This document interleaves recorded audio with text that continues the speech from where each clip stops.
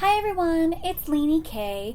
Today we are revisiting the watercolor painting session with Lyudmila Tomova. This time we are focused on the tips and tricks she gave out while working. Okay, so this is the flat one, the big one, the 2-inch one. This is the rigger brush with the long hair that is perfect for line. I have this crazy brush. That is a really cool brush. What do you do with that brush? It's a fat liner. Well, you do all kinds of different effects, and that holds water, the fat part. This one can create different lines and that's cool. Just really interesting effects. This is really nice and thick. It holds a lot of water. That's the point with watercolor brushes. It's good to be kind of fat, but also soft. They need to have a soft hair. I love my Chinese watercolor brushes. Yeah, they're actually, I think, calligraphy brushes. I got them from China directly, and they're definitely a sable, meaning natural hair. So they're very precise. They hold the water. So this is a very good brush. This is an Escada. That's a good brand.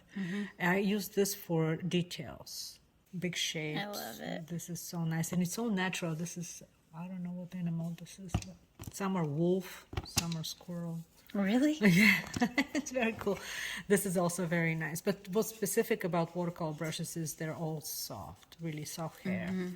So, and that's what you need to kind of get the flow of water and paint. For me, it's not that important, the brand of paint, because you can pretty much get all kinds of good quality, even with very cheap brands. Like this one is super cheap, I think, and some others, and some are very high quality, like Daniel Smith. Let me see if I have Daniel Smith here in this stash where I have used it. This is Holbein. This is very good quality, but it doesn't matter. So I have a variety of different brands. So what's most important is basically the brushes and the paper. They measure paper in pounds, so this one is 140 pounds, arches. I mentioned arches. So this is a block here, and you can just tear each page. And so 140 is not the thickest, but you get perfect results. So cold press is when you have a little tooth.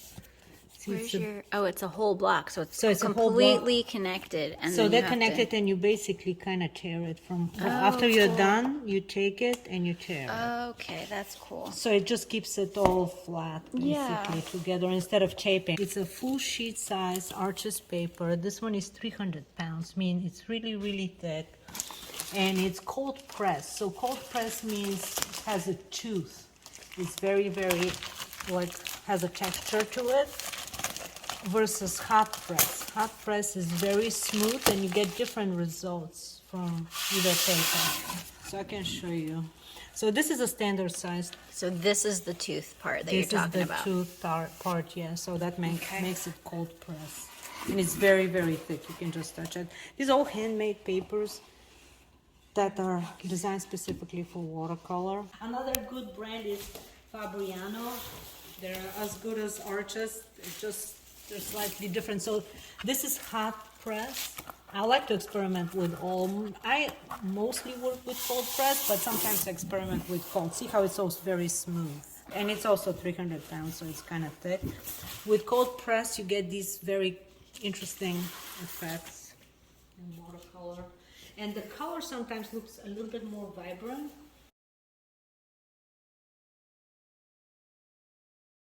I always encourage my students to paint boldly and confidently. Even if they don't feel it, just try, push yourself to be big strokes, big brush strokes, and like really make it feel as a nice, bold, confident painting.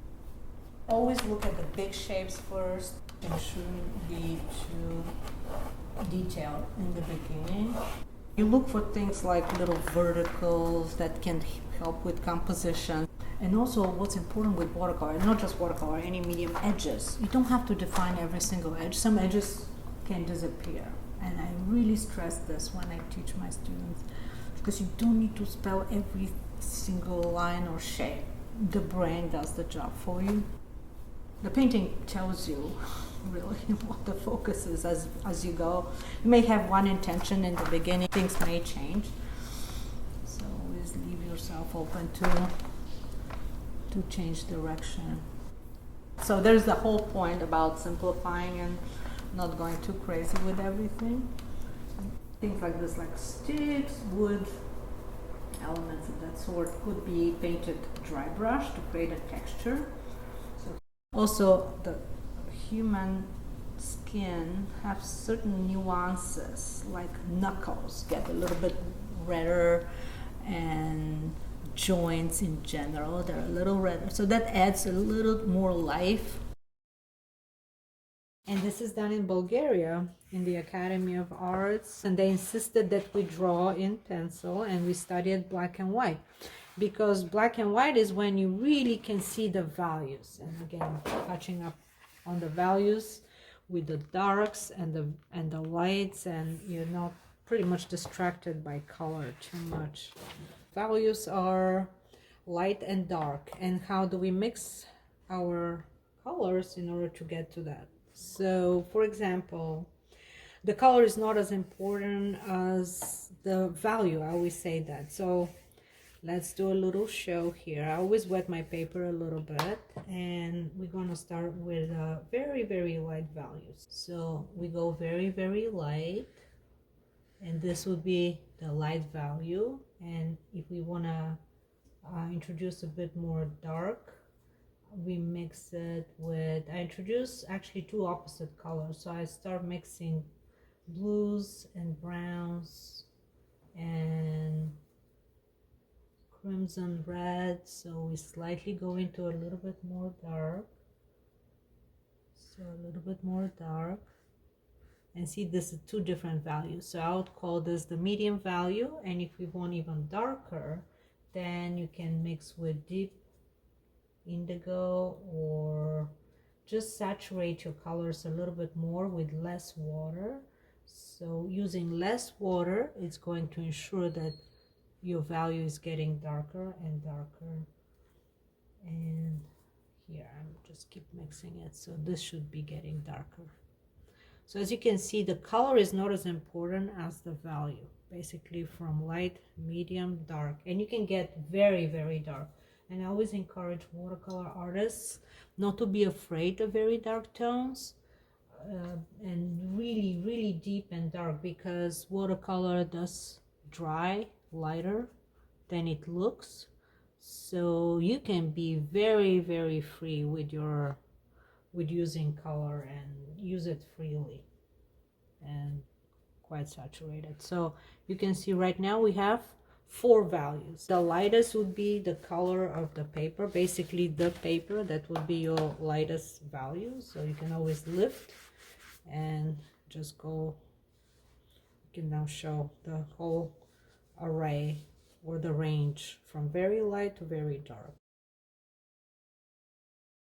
I love the alla prima approach. Just put the value right away instead of building it layer on top of layer, because that can create a very sort of exhausted paint. It's nice to keep it fresh.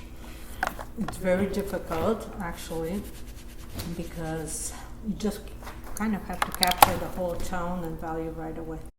I have a technique I call create and destroy. So basically you put it's brush strokes and you destroy part of it. So that creates very, very expressive painting. How often do you get a chance to work with a live model? Oh, this is not so often. I used to go to the Village Art Circle. This is a local gallery in Cary. I had my work there. JJ, he always had models every Tuesday, and that was amazing. So every Tuesday I would go there and paint live. And that's how I've been trained, really painting live from models. But nowadays we're just being pulled in so many directions, so I haven't had a chance to do it too often.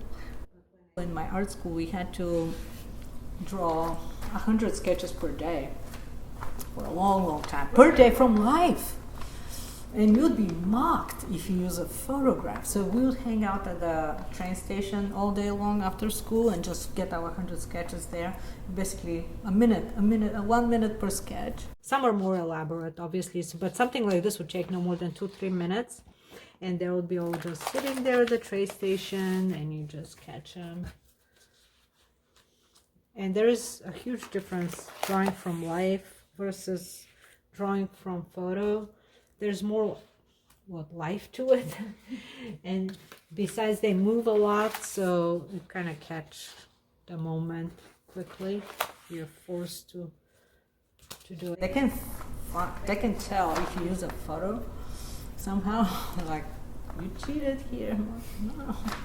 When I was in art school in Bulgaria, in my high school, which was the School of Fine Art, we had to draw the eye a whole semester, just the human eye, and they used the sculpture of David from Michelangelo's David, and that eye we drew with pencils the whole semester from different views.